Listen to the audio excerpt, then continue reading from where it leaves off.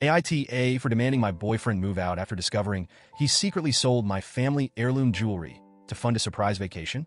I, 30F, never imagined that my relationship with Jack, 32M, the man I've spent the last 3 years with, would come to this. Up until recently, I thought things were going well. We've been living together for almost a year, and despite some minor hiccups, it felt like we were in a good place. Or so I thought. For context, I've always been close with my family, and one of the ways we stay connected is through family heirlooms. When my grandmother passed away a few years ago, she left me a collection of jewelry that has been in our family for generations. These pieces aren't just expensive. They carry stories, memories, and a deep sentimental value. I would never dream of parting with them. Jack, on the other hand, never seemed to fully understand the significance of the jewelry. He's always been more materialistic in his approach to life, often talking about living in the moment and how experiences are more valuable than possessions. We've had a few disagreements over this mindset, but nothing too serious. At least, that's what I believed. Things started to unravel about a month ago when I noticed several unusual withdrawals from my bank account. At first, I thought it was a mistake. Maybe I had forgotten about some purchases or bills, but the amounts were too large to ignore. We're talking thousands of dollars here. I went through my bank statements meticulously, but nothing added up. What really caught my attention was a series of transactions from a local pawn shop, a place I'd never set foot in.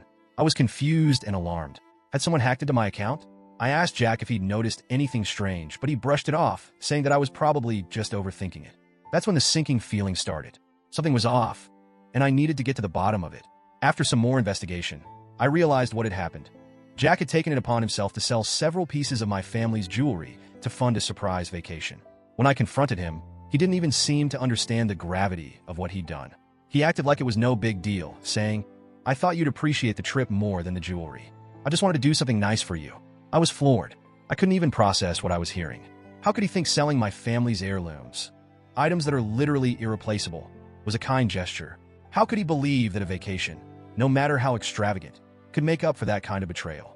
I demanded to know why he hadn't asked me first, and his response was basically that he wanted it to be a surprise. He said he didn't realize how much the jewelry meant to me. Really? After 3 years together, and countless conversations about my family's history and how important those pieces are to me, he didn't realize? At that moment, I knew I couldn't stay with him. The trust was gone. It wasn't just about the jewelry, though that was bad enough. It was the sheer lack of respect and understanding for me as a person, for my values, and for my family's legacy. I told him he had to move out, and that we were done. Of course, Jack didn't take it well. He got defensive, accusing me of being ungrateful and focusing on the wrong thing. According to him, I should have been happy that he was trying to do something nice, and that I was blowing the whole situation out of proportion. But how could I be with someone who thought it was okay to sell my most treasured possessions behind my back? Update: I wasn't sure if I should file a police report at first. After all, we were in a relationship, and part of me didn't want to believe that Jack could do something so calculated. But after days of him refusing to tell me where he sold the jewelry or trying to retrieve it, I realized I didn't have a choice. I needed help. When I finally contacted the police, things took an even darker turn. A detective reached out to me, and what he told me left me completely shaken. Apparently, Jack has a history of fraud, bank fraud, mortgage fraud, you name it. He's been involved in multiple schemes over the years, though somehow, he's always managed to evade serious consequences. This was a man I thought I knew, someone I trusted with not just my heart, but my home and my life.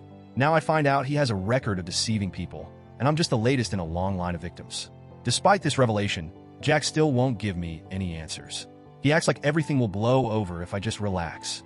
He's been avoiding my calls and texts, and when I do manage to reach him, he brushes me off, saying that I'm overreacting and that I need to let it go. Let it go. How am I supposed to let go of the fact that he sold irreplaceable items that meant the world to me? How am I supposed to let go of the betrayal? Every time I look around my apartment, I'm reminded of what's missing, not just in terms of the physical jewelry, but the trust and love that's now gone. At this point, I'm not even sure if I'll ever get the jewelry back. The detective is trying to track down where it was sold, but it's been weeks and so far, no luck. I feel like a part of me is missing, not just because of the stolen heirlooms, but because of the person I thought Jack was. It's like I'm grieving 2 losses at once, my family's history and the future I thought I had with him. Friends have been supportive, though many of them admit they were never quite sure about Jack. Some said they noticed small red flags here and there, but no one expected anything like this. I've even had a couple of friends tell me they're not surprised he had a shady past, which only makes me feel worse for not seeing it sooner. I don't know where I go from here. Part of me just wants to move on, to put this behind me and start over. But another part of me can't rest until I get back what was taken from me. It's not just about the jewelry. It's about reclaiming the parts of my life that Jack tried to steal. So, ITA for demanding he move out? For refusing to let it blow over? Or was I right to protect what's left of my peace of mind?